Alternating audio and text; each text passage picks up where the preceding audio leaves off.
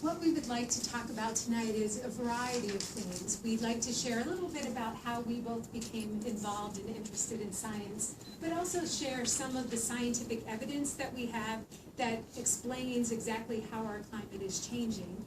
And we'd like to go a little bit beyond to describe the technologies, the technology observations, and what they mean for society, societal benefits. And John, did you want to say a few? NOAA Corps.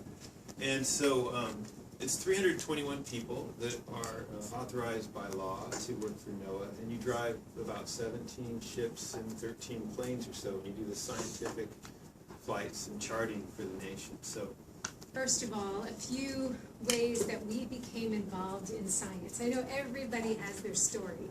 You know, maybe it's someone who inspired you. For me, my family was certainly a huge part of getting me involved in exploration.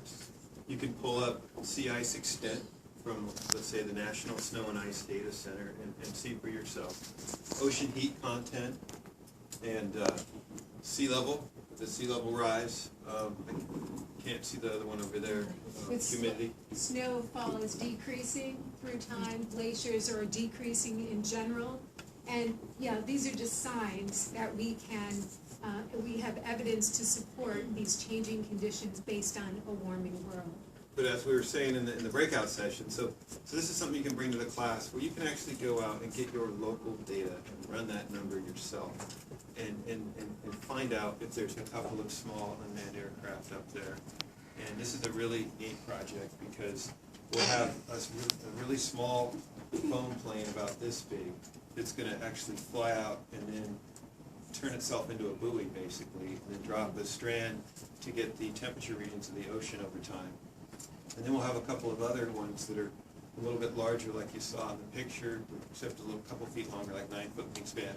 And they'll be able to drop these other temperature buoys that'll also be able to be positioned instead of having to hope that it drifts in the right spot. You can actually place those. And then those are all be calibrated against a large floating buoy that's put out by a traditional ship. And so we'll be doing that for about 3 to 4 weeks off the North Slope.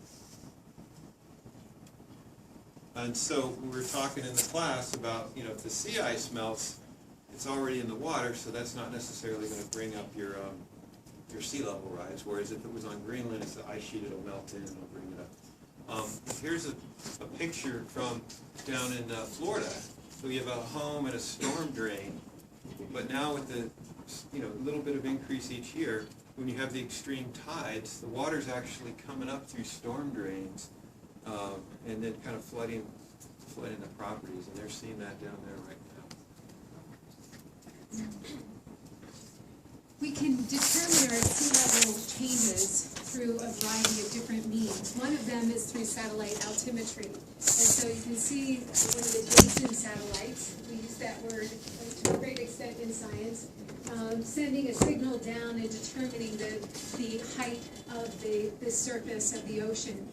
The next slide shows that in addition to using satellite measurements, we also have in situ instrumentation. We have tide gauges at a number of places.